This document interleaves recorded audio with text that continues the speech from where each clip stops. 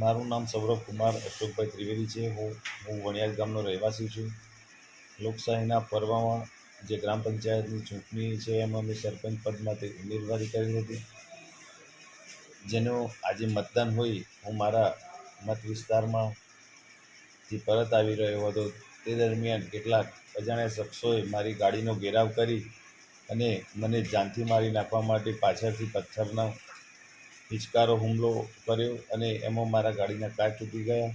અને ત્યાંથી બચવા માટે મેં મારી ગાડીને લઈ અને અંબેમાના મંદિર જોડે પહોંચ્યો. એ દરમિયાન મને એકદમ અસહ્ય છાતીમાં દુખાવો ઉપડતા મેં તાત્કાલિક 108 ઇમરજન્સીનો સહારો લીધો અને 108 ઇમરજન્સીમાં મને યુનિટી હોસ્પિટલમાં રેફર કરીને ત્યાં પ્રાથમિક સારવાર લઈ હાલ હું મોડાસા સાર્વજનિકમાં એડમિટ છું.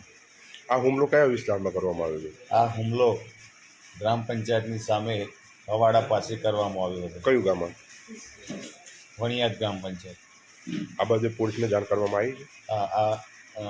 જેવો આ હુમલો થયો તે પછી મેં તરત ટાઉન પીઆઈ ચાવડા સાહેબને ટેલિફોનિક જાણ કરી મારી જાનને જોખમ છે એ બાબતની જાણ કરી હતી.